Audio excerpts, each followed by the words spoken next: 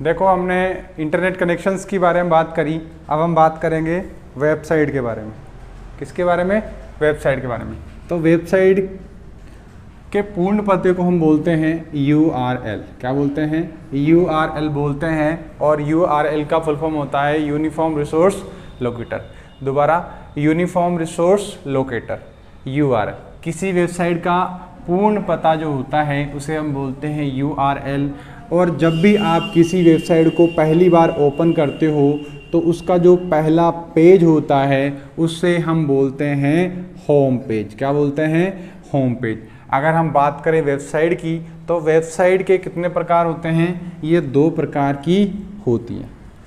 कितने प्रकार की होती है? 2 प्रकार की होती हैं। पहले नंबर पर आती है डायनेमिक वेबसाइट और दूसरे नंबर पे आता है हमारा स्टैटिक वेबसाइट। अगर हम बात करें डायनेमिक वेबसाइट की तो इसका बेस्ट एग्जांपल है विकीपीडिया। विकीपीडिया एक इस प्रकार की वेबसाइट है जहां पर हमें विभिन्न प्रकार की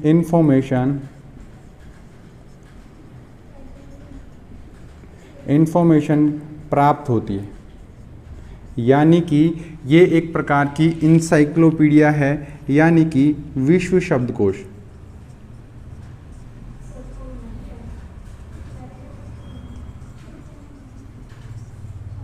विश्व शब्दकोश।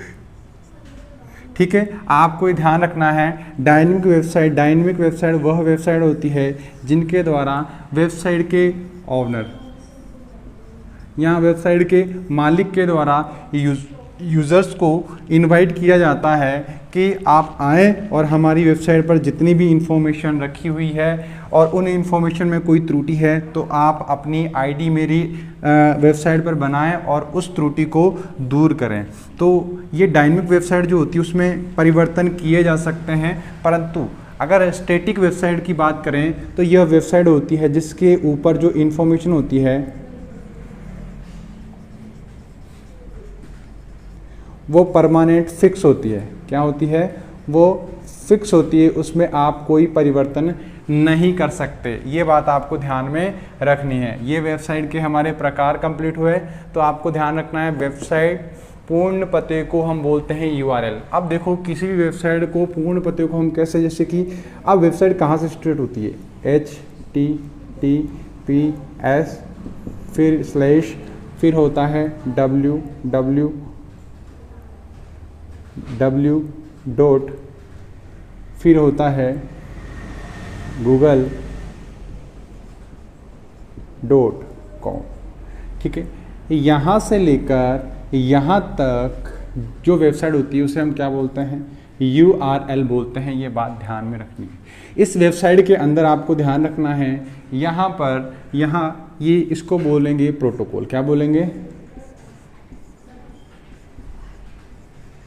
प्रोटोकॉल बोलते हैं, क्योंकि किसी भी वेबसाइट कैसे काम करेगी वो उसका प्रोटोकॉल होता है। ये बात आपको ध्यान में रखनी है।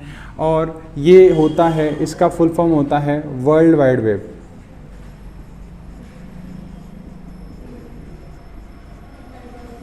ठीक, अब आपको ध्यान रखना है और पीछे का जो होता है उसे बोलते हैं टॉप लेवल डोमेन। क्या बोलते हैं? Top level domain. Top level domain बोलते हैं। ये बात आपको ध्यान में रखनी है। इसे हम सब डोमेन, इसे डोमेन कोड भी बोल सकते हैं। डोमेन कोड भी हम कह सकते हैं। ये बात ध्यान में रखनी है। किसी वेबसाइट के पीछे अगर .com आता है तो वो किस प्रकार की वेबसाइट होगी? वो पूरे विश्व में कार्य करेगी और वह व्यापार के लिए यूज़ होती है, व्यापार के लिए प्रयोग में ली जाती है। और किसी वेबसाइट के पीछे .in लगा होता है तो वो वेबसाइट भारत के अंदर चलती है। भारत की वेबसाइट के पीछे .in लगा हुआ होता है, परंतु किसी वेबसाइट के पीछे .gov लगा हो तो वह वेबसाइट किसी सरकार की वेबसाइट होती है। सरकार की वेबसाइट होती है। अगर किसी वेबसाइट के पीछे क्या लगा हो? NORG ORG ये एक संगठन की वेबसाइट है। तो यह ORG ऑर्गेनाइजेशन यानी कि यह संगठन की वेबसाइट है। अगर किसी वेबसाइट के पीछे EDU लगा होता है, EDU लगा होता है, तो वह किस प्रकार की वेबसाइट होती है? वह वेबसाइट होती है किसी शिक्षा से संबंधित, शिक्षा से संबंधित वेबसाइट जो होती है, उस वेबसाइट के पीछे क्या लगा होता है? EDU लगा होता है। अगर किसी वेबसाइट के पीछे .net लगा होता है तो वो किस प्रकार की वेबसाइट है? वो टेक्नोलॉजी या टेक कंपनी से संबंधित जो वेबसाइट होती है, उन वेबसाइटों के पीछे .net लगा होता है। ये बात आपको ध्यान में रखनी है, ठीक है। वेबसाइट कंप्लीट हो गया। वेबसाइट में मैंने आपको बता दिया, वेबसाइट के पूर्ण पते को हम क्या बोलते हैं? URL। वेबसाइट को ओपन किया जाता है तो पहला पेज जो ओपन होता है उसे हम बोलते हैं होम पेज, और उस होम पेज से हम पूरे वेबसाइट में नेविगेट कर सकते हैं, यात्रा कर सकते हैं। वेबसाइट के दो प्रकार होते हैं, डायनेमिक वेबसाइट और स्टैटिक वेबसाइट। अगर बात करें डायनेमिक वेबसाइट में, जिसका बेस्ट एग्जाम्पल है विकीपीडिया, और विकीपीडिया एक ऐसी वेबसाइट है, यानी कि डायनेमिक वेबसाइट वो वेबसाइट होती है जिसके ऊपर आप क्या कर सकते हो? विभिन्न प्रकार की सामग्री जो पड़ी रखी हुई है उस पर, वेबसाइट पर, उसमें बदलाव कर सकते हो। परंतु स्टैटिक वेबसाइट जो होती है उसके ऊपर जो इन्फॉर्मेशन पड़ी रखी होती है वो फिक्स होती है, उसमें आप कोई परिवर्तन नहीं कर सकते। अब आपको ये ध्यान रखना है, किसी वेबसाइट के पीछे अगर .com लगा है तो वो कैसी वेबसाइट है? विश्व में चलने वाली वेबसाइट है। अगर ये बात ध्यान रखनी है, वो व्यापार से संबंधित भी है, पूरे वर्ल्ड में चलेगी वो .com है। अगर .in है तो भारत के अंदर चलती है। अगर GOV लगा है तो भारतीय सरकार की वेबसाइट हो सकती है। EDU लगा है तो वो शिक्षा या किसी यूनिवर्सिटी की वेबसाइट हो सकती है। ORG ऑर्गेनाइजेशन यानी किसी संगठन की वेबसाइट है। अगर .net लगा हुआ है तो वो किसी नेटवर्क से संबंधित या नेटवर्क कंपनी की वेबसाइट होती है। ये बात आपको ध्यान में रखनी है।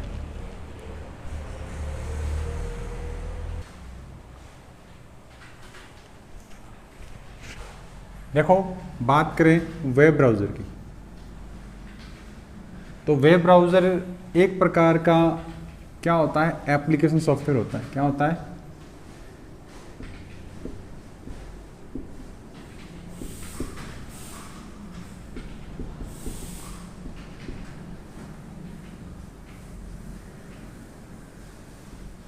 ये क्या होता है? Application software. एप्लीकेशन सॉफ्टवेयर की क्या परिभाषा होती है? वह सॉफ्टवेयर जो कि एक विशेष कार्य के लिए बना होता है।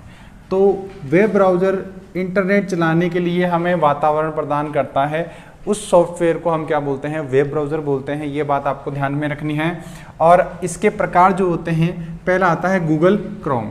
गूगल क्रोम जो है सन 2008 के अंदर बनाया गया, और ये जो गूगल कंपनी है ये उसका प्रोडक्ट है, यानी कि गूगल कंपनी के द्वारा ही बनाया गया।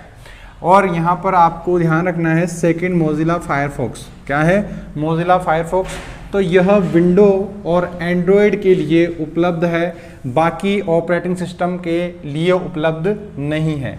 जियो पेज, तो जियो पेज भारत का क्या है? भारत का पहला वेब ब्राउज़र है। ये बात आपको ध्यान में रखनी है।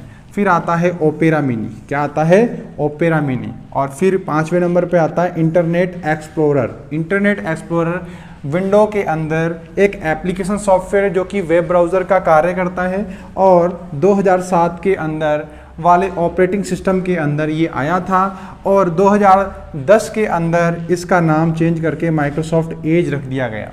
क्या? यह इंटरनेट एक्सप्लोरर का नाम बदल दिया गया, और 2010 के अंदर इसे क्या कर दिया गया? माइक्रोसॉफ्ट एज कर दिया गया। अब हम बात करेंगे, जैसे वेब ब्राउज़र खोलते हैं तो वेब ब्राउज़र खोलने के बाद पहला पेज आता है सर्च इंजन का। तो हम बात करेंगे सर्च इंजन की। तो सर्च इंजन कौन कौन से होते हैं और कितने प्रकार होते हैं, ये बारे में हम बात करेंगे।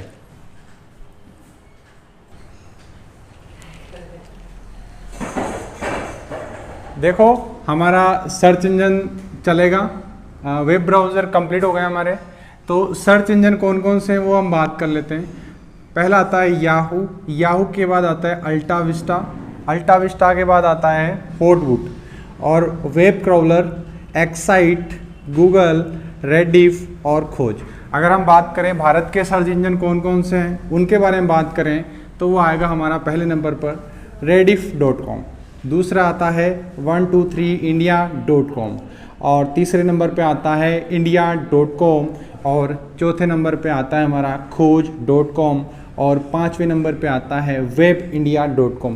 तो सर्च इंजन पे क्या होता है, कोई भी चीज़ को सर्च किया जाता है और ये सर्च इंजन कहाँ मिलते हैं, वेब ब्राउज़र के अंदर। कहाँ मिलते हैं, वेब ब्राउज़र के अंदर मिलते हैं। ये बात आपको ध्यान में रखनी है, ठीक है।